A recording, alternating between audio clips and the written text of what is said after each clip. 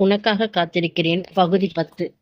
மாலை நேரம் நெருங்கிக் கொண்டிருந்தது. கோயிலுக்குச் செல்ல வேண்டிய நேரம் என்பதால் வீட்டில் அனைவரும் பரபரப்பாக தயாராகிக் கொண்டிருந்தனர். வெண்பாவும் பூஜைக்குத் தேவையான வேலைகளை முடித்துக் கொண்டிருந்தாள். அப்போது அனிதா அவளை அழைத்தாள். வெண்பா, கொஞ்சம் இங்க வா வேண்டி. அனிதாவின் அறைக்குள் சென்ற வெண்பா, என்ன அனிதா என்று கேட்டபடி அருகில் வந்தாள். அனிதாவின் முன்னால் விரித்து வைத்திருந்த புடவைகளை சுட்டிக்காட்டி, நான் இன்னைக்கு என்ன புடவை கட்டிக்கலாம், நீயே ஒரு நல்ல கலர் சொல்ல என்றாள். வெண்பா ஒவ்வொரு புடவையாக எடுத்து பார்த்தாள். சிறிது நேரம் யோசித்தவள் வெள்ளை நிற வெள்ளை நிறத்தில் அழகான கோல்டன் ஜெரி பார்டருடன் இருந்த ஒரு புடவையை எடுத்தாள். இது உனக்கு ரொம்ப அழகா இருக்கும் அனிதா, இதையே கட்டிக்கோ என்றாள். வெண்பா அனிதாவை பார்த்து சிரித்தபடியே, இந்த சாரியை கட்டிக்கோ, அப்பத்தான் உன்னோட மதி உன்னை பார்த்து மதி மயங்கி போயிடுவாரு என்று கிண்டலாக சொன்னாள். அதை கேட்ட அனிதா வெக்கப்பட்டபடி சிரித்தாள். வெண்பா சிரித்தபடியே அங்கிருந்து வெளியே செல்ல போனாள். அவள் 2 அடி எடுத்து வைப்பதற்குள் அனிதா அவளுடைய கைகளை பிடித்து நிறுத்தினாள். இரு, நீ மட்டும் தப்பிச்சு போயிடலான்னு பாத்தியா என்று சிரித்தவள் மீண்டும் புடவைகளை தேடத் தொடங்கினாள். சிறிது நேரம் கழித்து தாமரை பிங்க் நிறத்தில் மெரூன் நிற பார்டர் வைத்திருந்த ஒரு அழகான புடவையை எடுத்தாள். அதை வெண்பாவின் கையில் கொடுத்தபடி, இதை கட்டிக்கோ என்றாள். வெண்பா ஆச்சரியமாக அவளை பார்த்தாள். நானா? ஆமா, நீதான் என்று சிரித்த அனிதா, உன்னை பார்த்து யாராவது சொக்கி போக காத்திருந்தாலும் காத்திருப்பாங்க, யாருக்கு தெரியும் என்று கிண்டலாக சொன்னாள். அனிதா சாதாரணமாக சொன்ன அந்த வார்த்தைகள் வெண்பாவின் மனதில் ஆதவனுடைய முகத்தை கொண்டு வந்து நிறுத்தியது. அவளுடைய முகம் சட்டென சிவந்தது. அதை பார்த்த அனிதா புருவத்தை லேசாக உயர்த்தி வெண்பாவை ஒரு கேள்வி பார்வையுடன் பார்த்தாள். வெண்பாவின் முகத்தில் தெரிந்த வெட்கத்திற்கான காரணம் அனிதாவுக்கு புரிந்துவிட்டது. ஆனால் அதை பற்றி எதுவும் கேட்காமல் சிரித்து கொண்டே இருந்தாள். வெண்பா அந்த பார்வையில் தவிர்த்தபடி, சரி, இதை கட்டிக்கிறேன் என்று மெதுவாக சொல்லி அந்த புடவையை வாங்கி கொண்டாள். அனிதா எதுவும் சொல்லாமல் சிரித்து கொண்டே அவளை பார்த்தாள். எனக்கு தெரியும் வெண்பா, உன் மனசை பற்றி. நீ எதையும் பத்தி கவலைப்படாத.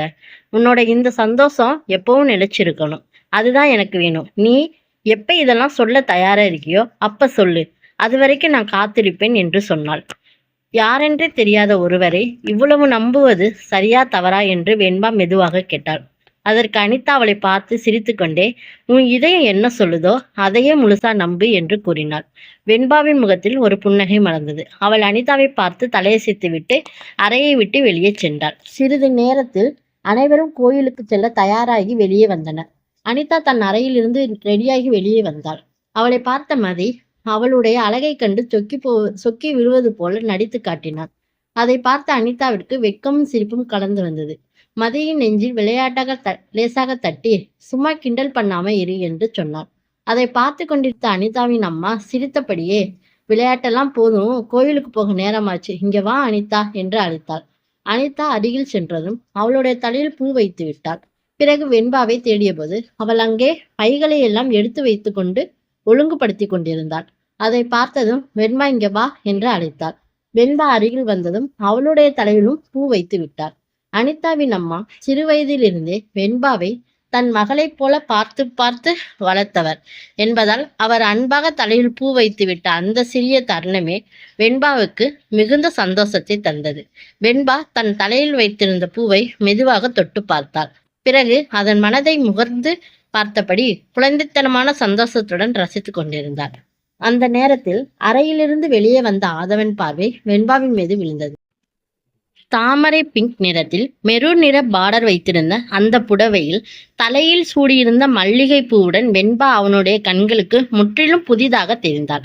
இதையெல்லாம் கவனித்து கொண்டிருந்த மதியும் அனிதாவும் ஒருவருக்கொருவர் பார்த்து சிரித்து கொண்டனர். அப்போது அனிதா மதியின் காதருகில் சென்று மெதுவாக, ஆதவனே இதோட க்ளோஸ் என்று சொல்லிவிட்டு சிரித்தாள். மதியின் இதயம் சந்தோஷத்தில் நிறைந்து போனது. ஆதவனின் நிலையோ வேறு. இதுவரை அவளை பார்த்திருந்தாலும் இந்த நாளில் அவளை புடவையில் பார்த்த அந்த நொடி மட்டும் ஆதவனின் பார்வையை அவளிடமிருந்து விலக விடவில்லை. புடவையில் அவள் இருந்த அழகையும் தலையில் சூடியிருந்த பூவையும் பார்த்தவன் சில நொடிகள் அப்படியே நின்று விட்டாள். அவளை பார்த்து கொண்டே இருந்த அந்த கணத்தில் தன்னை சுற்றி என்ன நடக்கிறது என்பதை மறந்து விட்டாள். இவள் தன்னவள் என்ற எண்ணத்தில் சுற்றியிருந்த அனைத்தையும் மறந்து ஒரு நொடி அவள் தனக்கு இல்லை என்றால் அவன் மூச்சை கூட நின்று விட்டதை போல் இருந்தது. அவன் கண்கள் மட்டும் வெண்பாவை ரசித்து கொண்டிருந்தன. அப்போது ஹாலுக்குள் பாட்டி வருவதை பார்த்த வெண்பா உடனே அவரை நோக்கி சென்று, வாங்க பாட்டி, உட்காருங்க என்று அன்புடன் அழைத்துவிட்டு பாட்டியின் அருகில் நின்று, நான் எப்படி இருக்கேன் இந்த புடவையில என்று ஆசையாக கேட்டாள். பாட்டி வெண்பாவை தலைமுதல் கால் வரை பார்த்துவிட்டு முகம் முழுக்க புன்னகையுடன், உனக்கு என்னடி ராசாத்தி, அழகு ராசாத்தி, என் கண்ணே பட்டுடும் போல இருக்கியே என்று செல்லமாக சொன்ன பாட்டி வெண்பாவுக்கு திருஷ்டி கழிப்பது போல கையை சுற்றி காட்டினாள். வெண்பா பாட்டியின் அந்த பாசத்தை பார்த்து சின்னதாக புன்னகை சிரித்தார். வெண்பாவின் கண்களும் ஆதவனை தேடத் தொடங்கின. சுற்றிலும் தேடியவளின் பார்வை இறுதியில் ஆதவனிடம் சென்று நின்றது. அந்த நொடி இருவருடைய பார்வையும் ஒன்றோடு ஒன்று இணைந்ததும் மின்னல் தாக்கியது போன்ற ஒரு உணர்வு இருவருக்குள்ளும் தோன்றியது. ஒரு கணம் இருவரும் தங்கள் சுற்றி இருப்பவரை மறந்து ஒருவரை ஒருவர் பார்த்து கொண்டிருந்தனர். அப்போது வெண்பாவை கவனித்த பாட்டியின் பார்வை அவள் பார்வை ஆழமாக நிலைத்திருந்த ஆதவனிடம் சென்று நின்றது. ஆதவனும் வெண்பாவும் ஒருவரை ஒருவர் பார்த்து கொண்டிருந்த அந்த நொடியில் ஒருவரை தவிர மற்ற எதுவும் தேவையில்லை என்பது போல அவர்களுக்குள் ஒரு உணர்வு தோன்றியது. அவர்களுடைய உலகம் அந்த இருவரை மட்டுமே சுற்றி இருப்பதை போல் உணர்ந்தார்கள். அதை புரிந்து கொண்ட பாட்டியின் முகத்தில் ஒரு சின்ன புன்னகை மலர்ந்தது. அனிதாவின் அம்மா அனைவரும் தயாரி வைத்து விட்டார்களா என்று பார்த்தாள். எல்லோரும் தயாராக இருப்பதை பார்த்ததும், சரி சீதா, எல்லாரும் வந்தாச்சு, கோயிலுக்கு போகலாம் என்று சொல்ல அனைவரும் வீட்டை விட்டு வெளியே வந்தார்கள். அங்கிருந்த அனைவரும் ஒன்றாக கோயிலுக்கு செல்ல அனைவரும் வீட்டை விட்டு வெளியே வந்தார்கள். அங்கிருந்து அனைவரும் ஒன்றாக கோயிலை நோக்கி நடக்கத் தொடங்கினர். ஆனால் அவர்களுடன் நடந்து கொண்டிருந்த 2 இதயங்கள் மட்டும் ஒன்று தன்னுடைய உணர்வை ஏற்கனவே புரிந்து கொண்டிருந்தது. மற்றொரு இதயமோ தன்னுள் புதிதாக தோன்றிய அந்த உணர்வு என்னவென்று புரிந்து கொள்ள முடியாமல் குழம்பி தவித்து கொண்டிருந்தது. அனைவரும் கோவிலை சென்றடைந்தனர். கோவிலுக்குள் பூஜைக்கு தேவையான ஏற்பாடுகள் நடைபெற்று கொண்டிருந்தது. வெண்பாவும் மாதவனும் மற்றவருடன் சேர்ந்து பூஜைக்கு தேவையான பொருட்களை எடுத்து வைத்து ஒவ்வொரு வேலையாக சென்று கொண்டிருந்தனர். ஆனால் ஆதவனுடைய கவனம் மட்டும் வேலையில் இல்லை. அவள் அருகில் இருக்கும் ஒவ்வொரு நொடியும் அவனுடைய பார்வை அவளையே தேடியது. அவள் அவன் அருகில் வந்து நிற்கும் போது அவனுடைய மனம் காரணமே இல்லாமல் வேகமாக துடித்தது. ஒரு சமயம் இருவரும் ஒரு பொருளை எடுக்க முயன்ற போது ஆதவனுடைய விரல் மெதுவாக வெண்பாவின் விரலை தொட்டது. அந்த சிறிய தீண்டல் வெண்பாவின் உடல் முழுவதும் ஒரு சிலிர்ப்பை ஏற்படுத்தியது. எதிர்பாராத அந்த நெருக்கத்தில் அவள் சட்டென்று கையை பின்னுக்கு இழுத்து கொண்டு தலை குனிந்தாள். அவளுடைய முகத்தில் படர்ந்த வெட்கத்தை பார்த்த ஆதவனின் மனதுக்குள் ஏதோ ஒன்று புதிதாக மலர்ந்தது. அந்த சிறிய தீண்டல் அவனுக்குள் இருந்த உணர்வுகளை இன்னும் ஆழமாக்கிவிட்டது. இதுவரை தன் வாழ்க்கையில் எதையும் முழுமையாக தனக்கானதாக உணராதவன் வெண்பாவை மட்டும் இழந்துவிடக்கூடாது என்ற எண்ணம் அவனுக்குள் ஆழமாக வேரூன்ற தொடங்கியது. ஆதவன் செய்யும் ஒவ்வொரு செயலையும் வெண்பா கவனித்து கொண்டுதான் இருந்தாள். அவனுடைய அருகாமை அவளுடைய இதய துடிப்பையும் அதிகரித்து கொண்டுதான் இருந்தது. பாவம், அந்த சிறு பேதை அவளுடைய உலகம் அவனை சுற்றிதான் சுழன்று கொண்டிருக்கிறது என்பதை அறியாமலே தவித்து கொண்டிருந்தாள். கோயிலில் நடந்து கொண்டிருந்த அனைத்தையும் பாட்டியும் மதியும் கவனித்து கொண்டுதான் இருந்தனர். வெண்பாவும் ஆதவனும் ஒருவரை ஒருவர் பார்த்து கொள்வதும் ஆதவன் வெண்பாவை சுற்றியே கவனம் வைத்திருப்பதும் மதியின் பார்வையிலிருந்து தப்பவில்லை. அதேபோல் வெண்பாவின் முகத்தில் தெரிந்த சிறிய வெட்கத்தையும் பாட்டி அமைதியாக கவனித்து கொண்டுதான் இருந்தாள். எதையும் வெளிப்படையாக சொல்லவில்லை. அனிதாவும் மதியும் ஒன்றாக அமர்ந்து பூஜைகளை முடித்ததும் அனைவரும் அங்கங்கே அமர்ந்தனர். வெண்பாவின் பாட்டி மட்டும் சற்று தனியாக அமர்ந்திருந்தார். அவருக்கு அருகில் அனிதாவின் அம்மா வந்து அமர்ந்தபடி, என்னம்மா ரொம்ப சோர்வா இருக்கீங்க, உடம்பு சரியில்லையா என்று அக்கறையுடன் கேட்டார். ஆமாம்மா, கொஞ்ச நாளா உடம்பு முடியல என்று பாட்டி மெதுவாக சொன்னார். அப்போது மறுபுறம் வெண்பாவும் ஆதவனும் அனைவருக்கும் பிரசாதத்தை கொடுத்து கொண்டிருந்தனர். அதனை பார்த்த பாட்டி அவனை பற்றி தெரிந்து கொள்ளும் ஆர்வத்தில், அந்த பையன் யாருமா என்று கேட்டார்.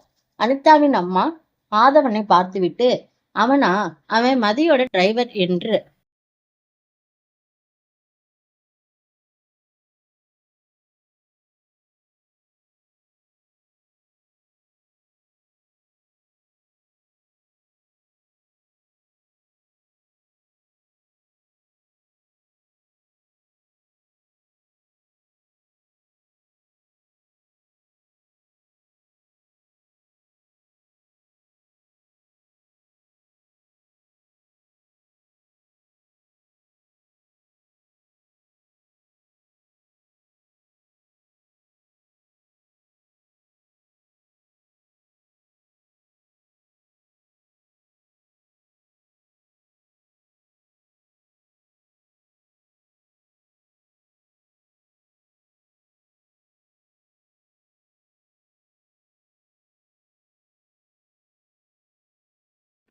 என்றார். சிறிது நேரம் ஆதவனை பார்த்து கொண்டிருந்த பாட்டி, பார்க்க நல்ல பையனா தெரியுறான்.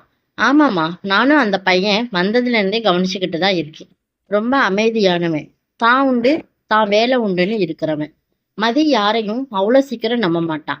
அப்படி நம்பி அவரை நம்ம வீட்லயும் குடும்பத்துக்குள்ளேயும் கூட்டிட்டு வந்திருக்கானா, அந்த பையனோட கேரக்டரை நம்ம வேற சொல்லித்தான் தெரியணுமா? அது மட்டும் இல்லாம ஆதவன் அவங்க கூட தான் இருக்கிறதாமா அனிதா சொன்னான். அதனாலதான் அவனை வீட்டுக்கே கூட்டிட்டு வந்திருக்காரு. இதை கேட்ட பாட்டி மீண்டும் ஆதவனை பார்த்தார். அவன் வெண்பாவுடன் சேர்ந்து அனைவருக்கும் பிரசாதம் கொடுத்து கொண்டிருந்த விதத்தை பார்த்ததும் பாட்டியின் முகத்தில் ஒரு சிறிய திருப்தி தோன்றியது. சரி பாட்டி, நீங்க இங்கே இருங்க என்று சொல்லிவிட்டு அனிதாவின் அம்மா தன் குடும்பத்தினுடன் சென்று அமர்ந்து கொண்டார். தன்னுடைய வேலைகளை முடித்துவிட்டு பாட்டிக்கும் தனக்கும் பிரசாதத்தை எடுத்து கொண்டு பாட்டியின் அருகில் சென்று அமர்ந்தார். சற்று தள்ளி நின்றிருந்த ஆதவனின் பார்வை அந்த காட்சியின் மீது பதிந்தது. அப்போதுதான் ஆதவன் முதல் முறையாக பாட்டியை கவனித்தான். பாட்டியும் பேத்தியும் ஒருவர் மீது ஒருவர் காட்டிய கொண்ட அன்பை பார்த்ததும் அவனுடைய உள்ளம் பூரித்து போனது. இந்த உலகத்துல ஒரு உயிர் பிறக்க வேண்டும் என்றால் பெற்றோரின் ஆசையாலும் விருப்பத்தாலும் மட்டுமே ஒரு உயிர் பிறக்கிறது. வெண்பாவின் விஷயத்தில் அப்படி இல்லை. இந்த பாட்டி இல்லை என்றால் இன்று வெண்பா என்ற ஒரு உயிரே இந்த உலகத்திற்கு வந்திருக்க முடியாது. தான் வாழ்நாளை வெண்பாவுக்காகவே அர்ப்பணித்து அவளை இத்தனை அன்போடு வளர்த்த அந்த பாட்டி ஆதவனுக்கு தெய்வத்துக்கும் மேலானவராக தெரிந்தார். வெண்பா பாட்டியின் கையை பிடித்து மெதுவாக எழுப்பி அவரை அழைத்து கொண்டு அனைவரும் இருக்கும் இடத்திற்கு சென்றார். அங்கே அனைவரும் தங்களுடைய வீட்டிற்கு கிளம்ப தயாராகி கொண்டிருந்தனர். வெண்பாவும் பாட்டியும் அவர்களிடம் சென்று நாங்களும் வீட்டுக்கு கிளம்புறோம் என்று சொல்லினார். அதை கேட்ட அனிதாவின் அம்மா, அப்படியா, சரிம்மா, பார்த்து போங்க. வெண்பா, பாட்டியை பத்திரமா வீட்டுக்கு கூட்டிட்டு போ என்று அன்புடன் சொன்னார். அந்த நேரத்தில் அவளுடைய பார்வை தெரியாமலே ஆதவனை தேடியது. அவனும் அவளைதான் பார்த்து கொண்டிருந்தான். வெண்பா மீண்டும் ஒருமுறை அவனை பார்த்துவிட்டு பாட்டியுடன் நடக்கத் தொடங்கினான். அவர்கள் இருவரும் தனியாக செல்வதை பார்த்த ஆதவனுடனே, நீங்க போங்க, நான் பாட்டியும் வெண்பாவையும் விட்டு வருகிறேன் என்றார். அதை கேட்ட அனைவருக்கும் ஆச்சரியமாக இருந்தது. பாட்டியும் மதியும் சிரிப்பை அடக்கி கொண்டனர். வெண்பாவும் பாட்டியும் தனியா செல்வதை விட ஆதவன் கூட செல்வது சரி என்று புரிந்து கொண்டனர். சரிப்பா, நீ போய் விட்டுட்டு வா என்றனர். என்று சொல்லிவிட்டு அவரவர் வழியில் சென்றனர். பாட்டியும் வெண்பாவும் முன் நடந்து செல்ல அவர்களுக்கு சற்று பின்னால் ஆதவன் நடந்து கொண்டிருந்தான். ஆனால் அவனுடைய பார்வை மட்டும் வெண்பாவை விட்டு விலகவில்லை. பெரிய பெரிய கார்ப்பரேட் கூட்டங்களில் விலை உயர்ந்த ஆடைகளிலும் தன்னை சுற்றி ஒரு கூட்டம் இருக்கும் போதும் தன்னுடைய இருப்பை உணர்த்தி கொண்டே நடக்க பழகியவன் ஆதவன்.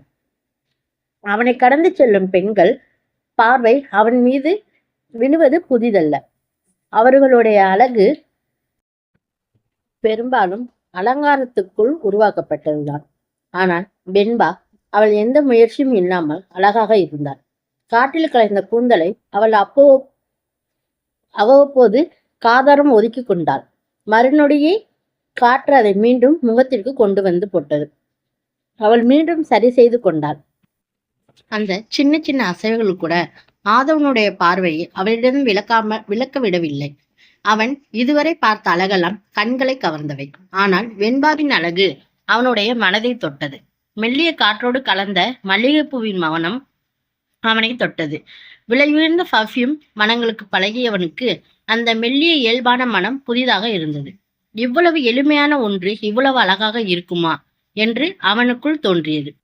நகரத்தின் விளக்குகளுக்கும் உயரமான கட்டிடங்களுக்கும் இடைவிடாத பிசினஸ் கால்களுக்கும் இல்லாத அந்த இரவு மண் வாசனையும் குளிர்ந்த காற்றும் மல்லிகைப்பூ மனமும் நில ஒளியில் முன்னால் நடந்து சென்று கொண்டிருந்த வெண்பாவும் மட்டுமே இருந்தது. தான் வாழ்ந்த உலகத்தை விட வெண்பாவால் நிறைந்த இந்த உலகம் இவ்வளவு அழகாக இருக்க முடியும் என்பதை ஆதவன் நன்கு உணர்ந்து கொண்டான். கார்ப்பரேட் உலகத்தில் அனைத்தையும் தன் கட்டுப்பாட்டுக்குள் வைத்திருந்த ஆதவன் முன் செல்லும் வெண்பாவை இரவு நிலவின் வெளிச்சத்தில் பார்த்தவன் தன் மனதை கட்டுப்படுத்த முடியாமல் தவித்துக் கொண்டிருந்தான். அது தனது எண்ண போராட்டங்களிலிருந்து சிக்கி தவித்துக் கொண்டிருந்த ஆதவன் பாட்டியின் சிறிது தடுமாறத்தை கண்டதும் அந்த எண்ணங்களிலிருந்து சட்டென்று வெளியே வந்தான். தடுமாறி கீழே விழப்போன பாட்டியை ஆதவன் தாங்கி பிடித்து அதை கண்ட வெண்பாவின் முகம் ஆச்சரியத்தில் மலர்ந்தது. பாட்டி என்று அக்கறையுடன் நடைத்தபடி பாட்டியின் கைகளை தன் கையில் எடுத்து கொண்டவன் பிறகு மூவரும் ஒன்றாக சேர்ந்து நடக்கத் தொடங்கினர்.